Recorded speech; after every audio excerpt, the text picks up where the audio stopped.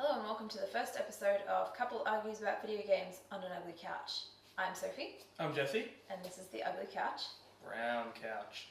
So, as the name suggests, we're just going to be talking about video games sitting on this shitty couch.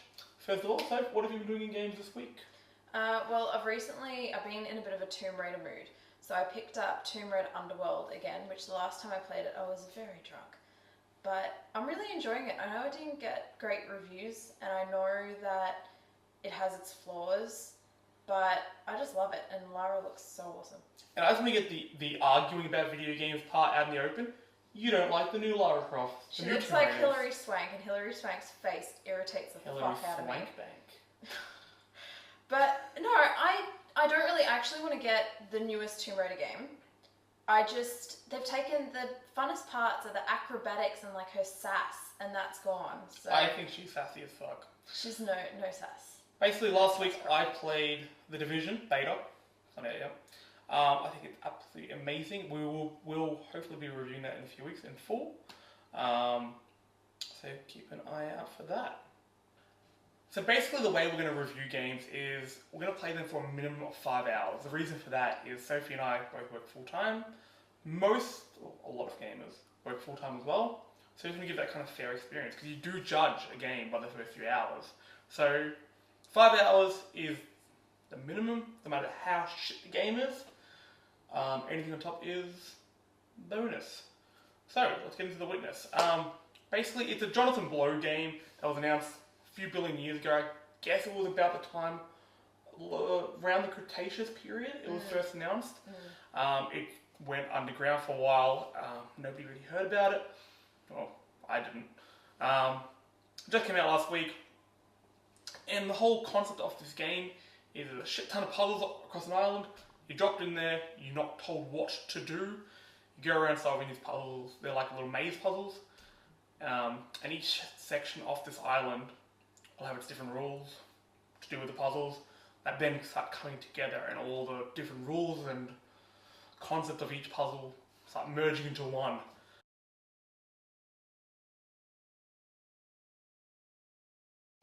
First things first, this game is stunning. It's cel-shaded and the colours are really vivid.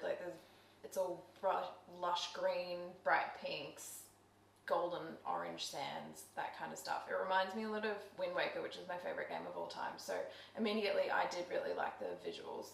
I think the most kind of stunning part of this game is when you first start up, there's no real menu screen.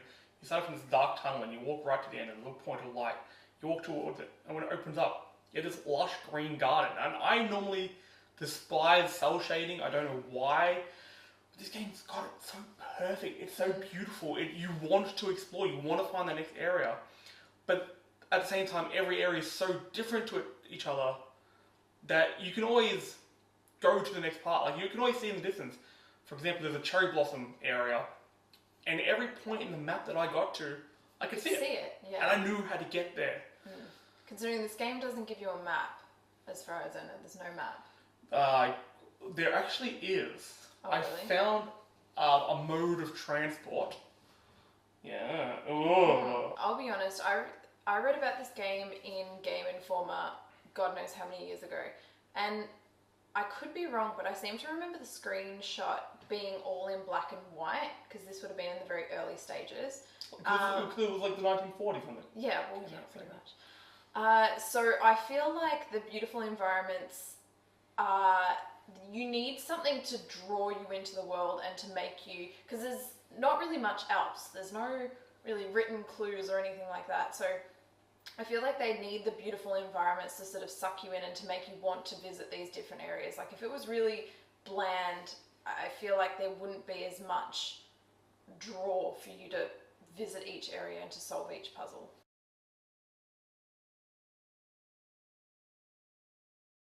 The game is very sparse in sound. It has no music. All you can really hear is your footsteps, the waves, and the rustling of trees. I don't know. I like and I don't like. So it really does absorb you into the world. But there are moments where just a nice little... Especially when you're walking up to the coast, yeah, I could understand it would be nice to have a bit of music or something when you visit these beautiful places to sort of, ooh, something's going on here, kind of. Just maybe up the intrigue, just add that little extra layer to the experience that you're having within the game. I feel like the silence I feel like the silence has something to do with the story. I have my ideas on the story, and I feel like perhaps that relates to it.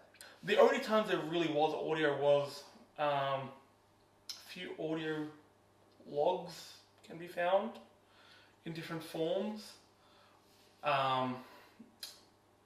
which don't so much give away story unless you're interpreting it a different way that I did. I'm a very simple man, maybe I'm interpreting it wrong. I'm not too sure.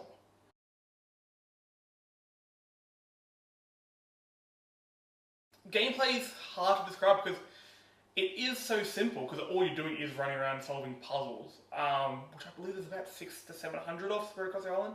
Very simple, but at the same time, very complicated because you're thrown into this world. You're not giving any sort of direction.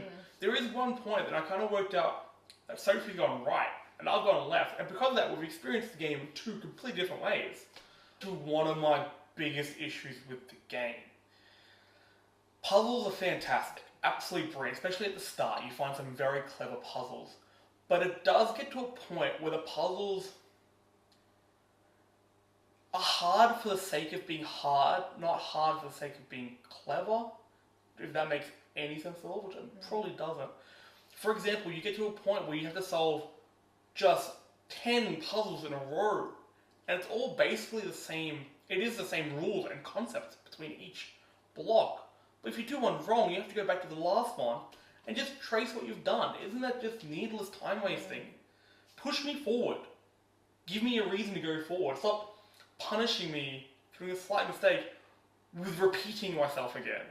It seems pointless. It seems like almost a waste of time. I found the way it teaches you to be quite good though. Sometimes you come across a puzzle and you figure out what it is and it's like, that makes no fucking sense. And some of the rules contradict themselves. Yeah. Like at times, especially the Tetris puzzle blocks, which can go fuck themselves, because they don't always apply the same rules.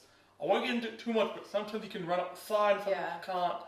This game's really in my head. Yeah. I like the way it teaches you though. I found it very interesting, and I'm not sure if you came across this, but I often found that, say if you had a set, they often tend to be in 4s or 6s. The second last one would be the hardest. I almost feel like it's a teaching mechanism. It's kind of giving you a new little thing that you have to learn each time. And then the second last one, often in games, the last one is the hardest. The last enemy is the hardest, so on and so forth. I found the second last one in this game was always the hardest. And then the last one was almost like a repetition. So it's almost like, you've got it, prove that you've got it. And it was like the summation of what you've learned.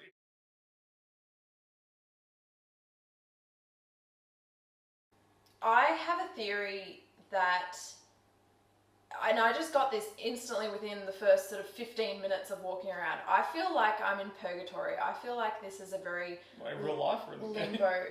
Well, may as well be. I feel like I got a very sort of, I know that people, that's what people think Limbo was about, basically, because it's called Limbo. But yeah, just the fact that the people are stone and there are modern and past elements. So to put it into, there are people made of stone on the island. Oh yeah, we didn't explain that. Yeah, you see people. It's as if I can't think of a movie where it happens, but yeah, it's as if you've gone into a Frozen movie scene. How could it be at the end you fight a Medusa? No. Isn't it Medusa and she's Whatever. a Gorgon? Like Gorgon is the plural. Yeah, but doesn't fucking that is fuck. There's a few things with the story-wise that have really intrigued me. I'm yet to make up my mind on what I think the story is. Two things have intrigued me so much though.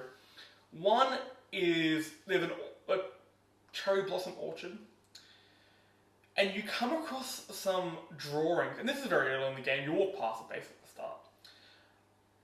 The person who was there before you is drawing all these like, old medical drawings of like organs and bleh. It's the circulatory system, but almost like a maze. So Is that what the island is? The island like a living, breathing kind of entity, and all these puzzles are the veins, and you'll help giving it life kind of thing. And then you've got, like you said, it reminds me of Lost because it's like the Dharma Corporation, or whatever the fuck it was called in that show. That show was trash. I keep running these things with a certain symbol, like a half sun. I'm finding on knives and books and stuff like that. And then we found a stone man who looked like a secret agent officer with a little earpiece and holding a fucking sword. What is happening, Jonathan Blow?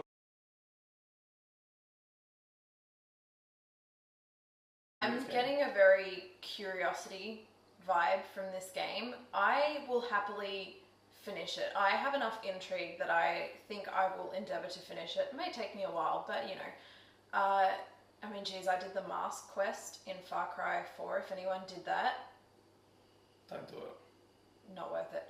Just don't do anything. Yeah, I have a theory that, yeah, this is going to be like Curiosity.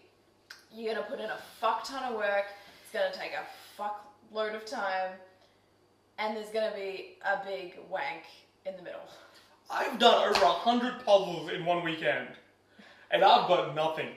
I am nothing now. This game owns my soul. I feel like my overall feelings are a bit more positive than yours.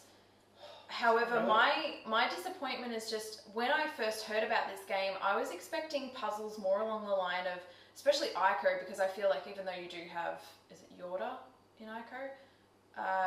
You still feel quite alone, especially when you have to leave her and go do puzzles. I was expecting something like that. Yeah. You're alone and you have to go fetch the bucket, attach it to something. I was expecting something like that. Not the same puzzle with different rules. Yeah. Which is still very clever, but I would like those ones where maybe you push a block with a reflector or something else. It's just getting a bit repetitive. And you're right, I'm going to finish the game as well. It has its claws in me, but I'm ashamed to keep going. I feel like this is going to be like Dexter. It started off really well, and I'm really into it. And then at the end, apparently I'm going to become a lumberjack in the end. Because I just feel like I'm building myself up and not getting anything back. This game's really messing I'm me. sort of accepting it. I feel like I know enough about its wankiness to accept it. I won't be disappointed. I just kind of, you've got such a beautiful environment and it's been in development for so long, and then it's essentially a beautiful environment that houses an iPhone puzzle game. If you love puzzle games, really, really love puzzle games, play this. It will sink your claws into it. Sophie and I do love puzzle games. Portal's up there with one of our favourite games, and other various puzzle games. But just know this isn't a healthy relationship you're going to have. It's going to push you away. You need to go into it accepting that you may be disappointed. You can't, if you go into it expecting maybe some sort of like AAA, big ending, big explanation, I think, and I mean, we don't know what's going to happen. Maybe something big does happen, but I think it may not be for you if you're depending on that. So, let's give it a score. What do you give it? I will give it 72 suspicious harbors out of 100. I'm going to give it a Tetris block out of fuck Tetris blocks forever. And next week, you get to have the goodness of which game? Who's picking? You pick. You want to get your hand in there, mate. Fuck, you built up the suspense here. Please be a good one. Topical, braid. Ooh, get the braid to the More hair. puzzles. Jonathan Blow, what have you done to us, you motherfucker? That was actually quite spooky. Too spooky for you. That's the way this game was. Wow. So, next week, we'll be reviewing this one. So, thanks for tuning in. If you have any suggestions for changes to the show, or ideas, or anything, write them down in the comments and write them down on a piece of paper. Changes to Jesse's face.